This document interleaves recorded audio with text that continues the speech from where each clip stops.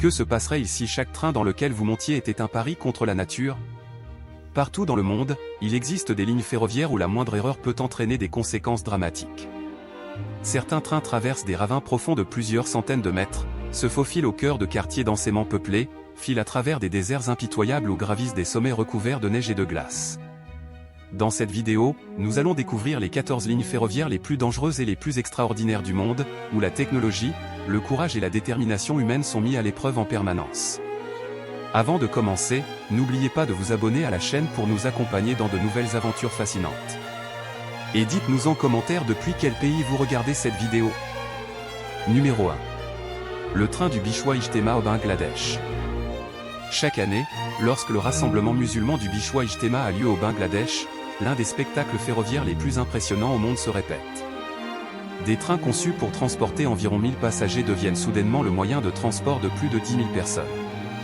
Les wagons sont remplis à leur capacité maximale, tandis que des milliers de voyageurs s'installent sur le toit, s'accrochent aux côtés des voitures et recouvrent presque entièrement la structure du train. Cette scène est à la fois le résultat de l'immense affluence des pèlerins et le symbole d'un réseau de transport totalement saturé durant cette période. Lorsque le nombre de passagers dépasse largement les limites prévues, le centre de gravité du train s'élève considérablement, transformant chaque virage en un véritable défi pour sa stabilité. Au moindre balancement, les milliers de personnes installées sur le toit doivent mobiliser toutes leurs forces pour conserver leur équilibre. Elles ne risquent pas seulement de tomber du train, mais doivent également surveiller en permanence les lignes électriques à haute tension et les branches d'arbres qui défilent à quelques centimètres au-dessus de leur tête. Une simple seconde d'inattention ou un mauvais mouvement peut provoquer un accident irréversible. Le plus étonnant est que cette scène se reproduit année après année. Des milliers de personnes acceptent de mettre leur sécurité en jeu afin d'arriver à temps sur leur lieu de pèlerinage. Pour elles, ce voyage ne représente pas seulement un déplacement, mais un acte de foi. Pour les ingénieurs ferroviaires, en revanche, il s'agit de l'un des exemples les plus frappants d'un train poussé à l'extrême de ses limites physiques, où la frontière entre sécurité et catastrophe ne se mesure parfois qu'en quelques centimètres. Numéro 2. Le train d'exploitation du sel du lac Burlinskoye en Russie. Au cœur des vastes steppes de Sibérie se trouve un magnifique lac rose appelé Burlinskoye. Pour les touristes, c'est un paysage exceptionnel. Pour les cheminots, en revanche, ce lac salé constitue l'un des environnements les plus hostiles qui soient pour les équipements métalliques. Sa particularité est que le train d'exploitation ne longe pas les rives du lac, il s'avance directement sur l'eau. Toute la voie ferrée est immergée sous une fine couche d'eau salée, donnant l'impression que le train glisse au milieu d'un immense océan rose. Chaque trajet permet de récolter les couches de sel cristallisé, souvent surnommées « l'or blanc » de la région. Mais travailler dans cet environnement représente un défi technique permanent. Avec une concentration d'environ 200 grammes de sel par litre d'eau, les rails, les roues et le châssis de la locomotive sont constamment attaqués par la corrosion. L'eau salée agit comme un agent corrosif naturel qui use lentement chaque composant mécanique après chaque passage du train. Au fil du temps, d'épaisses couches de sel se déposent sur la locomotive, augmentant son poids et pouvant même déformer certaines parties de sa structure. Les ingénieurs doivent nettoyer et inspecter régulièrement chaque élément mécanique, car une accumulation excessive de sel peut bloquer les essieux en plein milieu du lac. C'est une lutte permanente entre la technologie et la nature, où l'homme tente sans relâche de résister à la puissance corrosive de l'eau salée afin de maintenir en service l'une des lignes ferroviaires les plus singulières de la planète. Numéro 3. Le chemin de fer du Gornergrat suisse. Niché au cœur des majestueuses Alpes suisses, le chemin de fer du Gornergrat est une démonstration spectaculaire de la capacité de l'homme à dompter la montagne. Contrairement au train conventionnel, celui-ci a été conçu pour atteindre une altitude de plus de 3000 mètres, là où le froid intense, la neige, la glace et les vents violents peuvent rapidement immobiliser les équipements mécaniques classiques. La pente dépasse largement les capacités d'adhérence de simples roues en acier. Si le train ne comptait que sur la friction entre les roues et les rails, il serait pratiquement incapable de gravir des rampes dépassant 20%, surtout lorsque la voie est enneigée ou verglacée. C'est pourquoi toute la ligne utilise le système à crémaillère ABT, dans lequel un pignon installé sous la locomotive s'engraine directement avec une crémaillère placée au centre de la voie. Ce mécanisme garantit une traction constante, même sur des pentes qui semblent presque verticales. Lors des tempêtes de neige, la visibilité peut devenir quasiment nulle. Les capteurs et les systèmes de freinage automatique jouent alors un rôle essentiel pour maintenir une vitesse parfaitement maîtrisée. La moindre défaillance de la transmission ou des freins pourrait permettre à la gravité d'entraîner le train vers le bas de la montagne. Chaque voyage sur le Gornergrat n'est donc pas seulement une excursion panoramique, mais aussi une véritable démonstration d'ingénierie de haute précision dans l'un des environnements les plus exigeants d'Europe. Numéro 4. Le chemin de fer des falaises de Dahuochine. Dans la province du Zhejiang, en Chine, se trouve une ligne ferroviaire dont les images suffisent à donner le vertige. Le chemin de fer de Dahu longe des falaises presque verticales, donnant l'impression que le train est suspendu dans les airs plutôt que de rouler sur la terre ferme. Sur une longueur totale d'environ 13 km, plus d'un tiers du parcours repose sur des structures métalliques directement ancrées dans des parois de granit présentant une inclinaison proche de 90 degrés. Autrement dit, pendant une grande partie du trajet, il n'y a pratiquement aucun sol sous le train. L'ensemble de son poids est supporté par des consoles en acier et par des ancrages profondément scellés dans la montagne. Pour garantir la sécurité, les ingénieurs inspectent en permanence chaque boulon, chaque soudure et chaque élément de la structure porteuse. Les vibrations produites par les moteurs électriques sont soigneusement calculées afin d'éviter la fatigue du métal après des années d'exploitation. Lorsque les falaises sont enveloppées de brouillard, les passagers ne distinguent presque plus le sol, ce qui donne l'impression de flotter au-dessus d'une mer infinie de nuages. À une altitude d'environ 1200 mètres, la répartition du poids entre les différents wagons devient également un facteur crucial. Le moindre déséquilibre peut exercer d'importantes contraintes sur toute la structure de soutien. Chaque trajet sur la ligne de Dahu illustre ainsi le niveau remarquable de l'ingénierie moderne, où des calculs d'une précision millimétrique ont permis de transformer un projet qui semblait irréalisable en une réalité. Numéro 5. Le chemin de fer de la mort Thaïlande et Myanmar. Au cœur des forêts tropicales luxuriantes et des montagnes calcaires escarpées de la Thaïlande et du Myanmar se cache une ligne ferroviaire dont le nom suffit à donner des frissons, le chemin de fer de la mort. Bien plus qu'une simple voie de transport, cette ligne est le témoin de l'une des périodes les plus tragiques de l'histoire de l'humanité. Construite pendant la Seconde Guerre mondiale au prix d'innombrables vies humaines, elle traverse un relief presque impossible à dompter, où montagnes abruptes, jungles denses et ravins profonds se succèdent sans relâche. Aujourd'hui encore, plusieurs ponts en bois d'origine sont toujours en service. Ce sont précisément ces ouvrages qui rendent cette ligne particulièrement dangereuse. Contrairement à l'acier ou au béton, le bois est un matériau vivant qui se dilate, se contracte et évolue constamment sous l'effet du climat tropical. L'humidité permanente, les pluies abondantes et les décennies qui se sont écoulées imposent des inspections régulières afin de garantir que ces structures puissent encore supporter le poids des trains. À cela s'ajoute l'érosion fréquente du terrain sous les rails après les fortes pluies. Sur certains tronçons, des portions de sol sont emportées, donnant l'impression que les rails sont suspendus dans le vide. Les trains sont alors contraints de ralentir considérablement. Les conducteurs doivent faire preuve d'une extrême prudence afin d'éviter des vibrations trop importantes qui pourraient fragiliser les anciens piliers en bois. Chaque traversée repose ainsi sur un subtil équilibre entre expérience, maîtrise technique et confiance envers des infrastructures qui résistent depuis plusieurs décennies à une nature particulièrement exigeante. Numéro 6. Le train des nuages argentines. Très peu de lignes ferroviaires dans le monde emmènent leurs passagers à plus de 4000 mètres d'altitude comme le célèbre train des nuages d'Argentine. Traversant la majestueuse cordillère des Andes jusqu'à environ 4220 mètres d'altitude, cette ligne rapproche les voyageurs du ciel tout en confrontant aussi bien les hommes que les machines aux limites de leur capacité. À cette altitude, l'air devient beaucoup plus rare. La diminution de la concentration en oxygène réduit considérablement l'efficacité de la combustion des moteurs diesel, ce qui entraîne une baisse sensible de leur puissance. Pour les passagers, le risque de souffrir du mal des montagnes est bien réel, vertige, essoufflement et fatigue peuvent apparaître si l'organisme n'a pas eu le temps de s'adapter. C'est pourquoi le train est équipé de bouteilles d'oxygène et d'une équipe médicale prête à intervenir tout au long du trajet. L'un des points les plus spectaculaires du parcours est le viaduc de la Polvoria, une immense structure métallique pesant environ 1764 tonnes qui enjambe une vallée à une altitude vertigineuse. Soumis aux importantes variations de température entre le jour et la nuit, le pont se dilate et se contracte continuellement.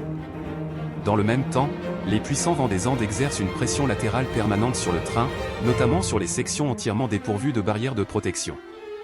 Avant chaque départ, les ingénieurs procèdent donc à une inspection minutieuse des wagons et de l'ensemble de la structure afin de s'assurer que tous les équipements fonctionnent parfaitement dans cet environnement extrême. Numéro 7.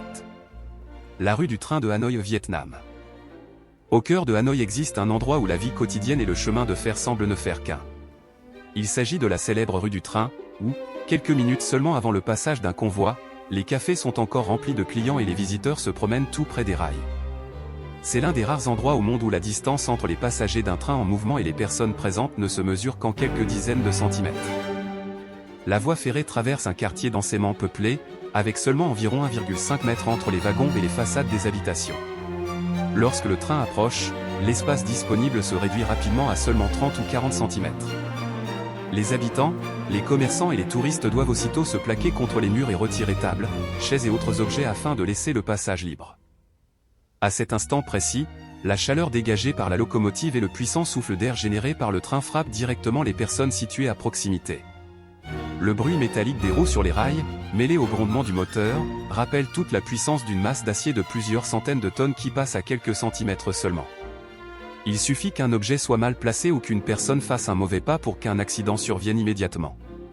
Cette proximité absolument exceptionnelle fait de la rue du train de Hanoï l'une des lignes ferroviaires les plus étonnantes et les plus spectaculaires au monde. Numéro 8. Le train suspendu d'Optic Valley à Chine. Alors que la plupart des réseaux ferroviaires reposent solidement sur le sol, la ville de Wuhan, en Chine, a choisi une approche totalement différente. Optic Valley est le premier train suspendu commercial du pays. Les voitures sont suspendues sous le rail, donnant aux passagers l'impression de flotter dans les airs. L'originalité de ce système ne réside pas seulement dans sa conception, mais aussi dans son niveau d'automatisation. Le train fonctionne sans conducteur. Toutes les opérations, de l'accélération au freinage d'urgence, sont gérées par un système d'intelligence artificielle capable de prendre des décisions en quelques millièmes de seconde. L'ensemble de l'exploitation dépend d'une alimentation électrique parfaitement stable et d'un réseau de capteurs qui surveillent en permanence l'état de la voie suspendue. Le plancher vitré transparent sous les pieds des voyageurs est fabriqué à partir d'un matériau extrêmement résistant aux chocs et aux fortes contraintes mécaniques, renforçant encore l'impression de flotter au-dessus du vide. Mais derrière cette expérience spectaculaire se cache une technologie particulièrement sophistiquée. Au moindre signal indiquant une anomalie de tension électrique ou une modification inhabituelle de la structure des rails, le train déclenche immédiatement un arrêt d'urgence afin de garantir la sécurité des passagers. Dans une telle situation, ceux-ci doivent attendre l'arrivée des équipes de secours équipées de matériel spécialisé. Cette ligne illustre parfaitement l'avenir du transport ferroviaire, où les technologies de pointe promettent de réduire les erreurs humaines tout en exigeant un niveau de fiabilité technique extrêmement élevé. Numéro 9. Le train de minerai de fer en Mauritanie. Au milieu de l'immense océan de sable du désert du Sahara circule l'un des trains les plus longs et les plus lourds jamais construits. Il s'agit du train de minerai de fer de Mauritanie, un véritable monstre d'acier d'environ 2,5 km de long, composé de plus de 200 wagons et parcourant près de 700 km à travers un paysage aride où la vie semble presque absente.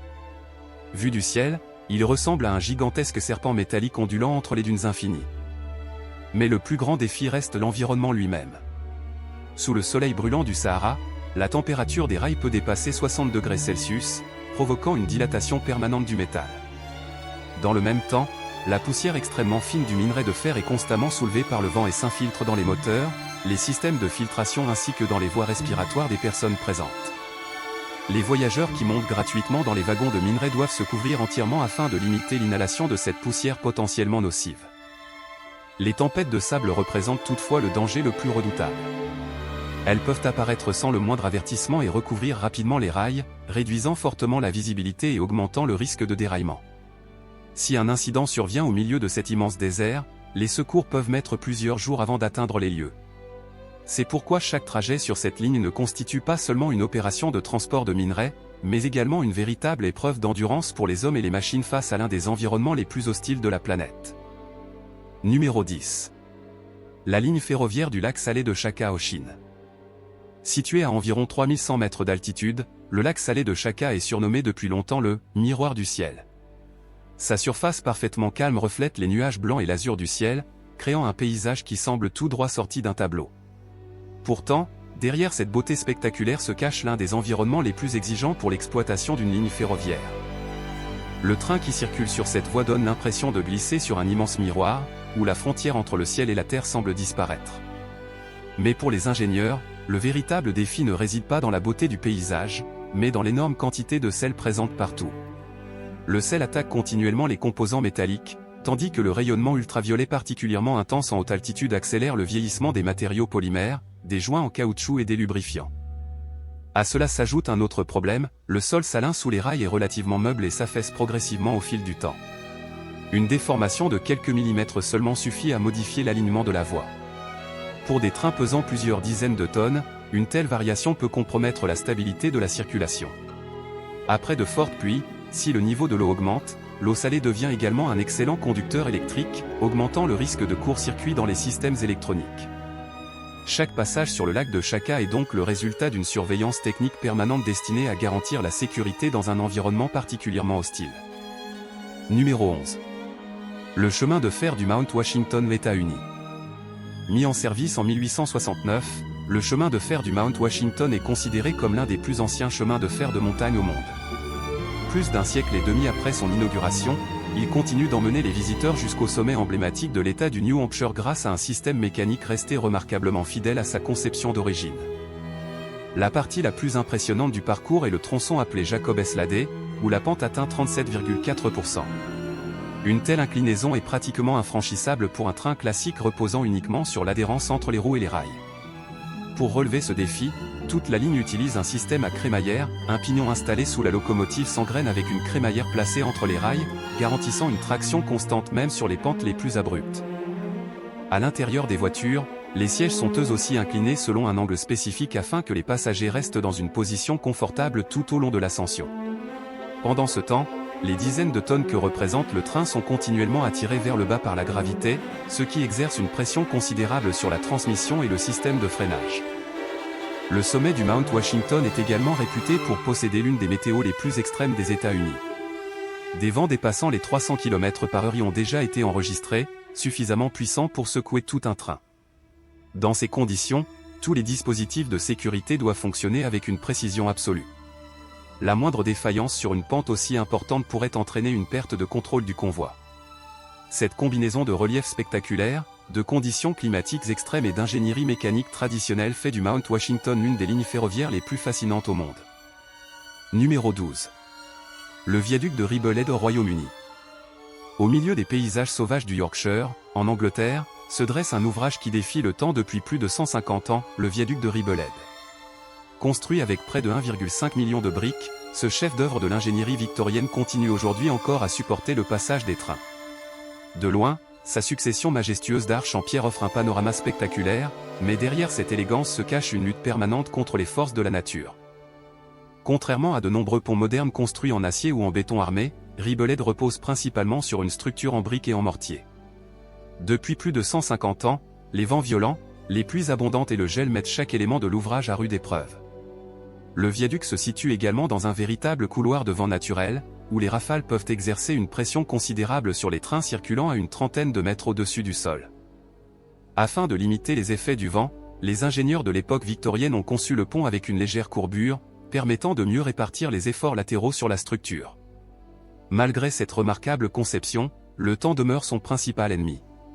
L'eau de pluie peut s'infiltrer entre les briques et fragiliser progressivement le mortier si un entretien régulier n'est pas assuré.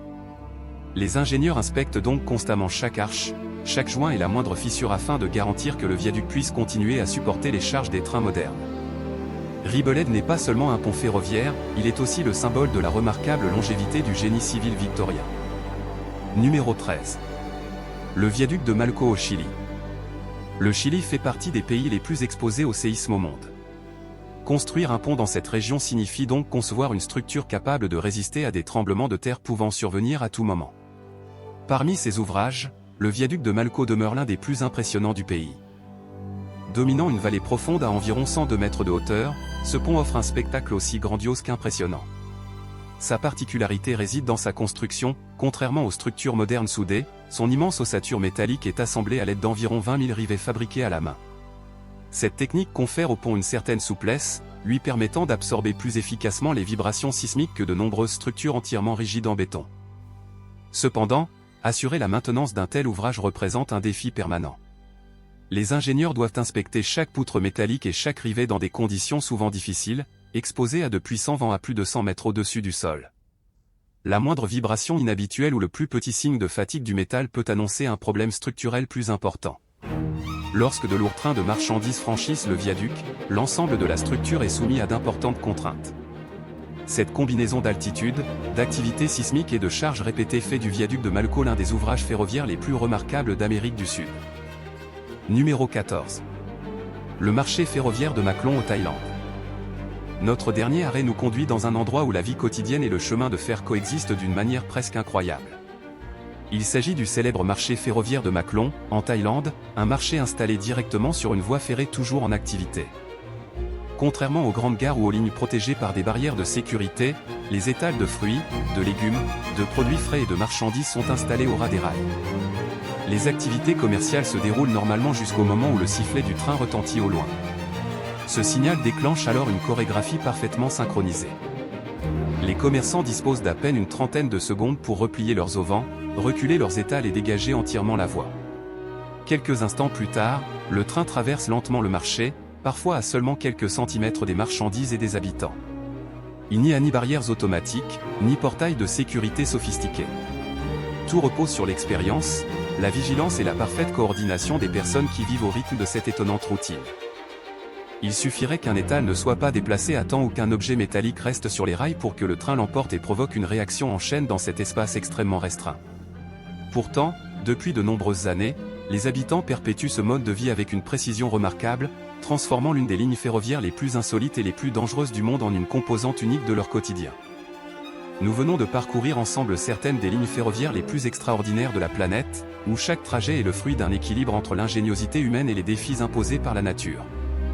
Des falaises vertigineuses au désert brûlant, des immenses lacs salés aux marchés animés, en passant par des ponts historiques vieux de plusieurs siècles, toutes ces lignes démontrent que l'être humain trouve toujours le moyen de repousser les limites de ce qui semblait impossible. Et vous, laquelle de ces lignes ferroviaires vous a le plus impressionné ou vous semble la plus effrayante? Dites-nous votre avis dans les commentaires.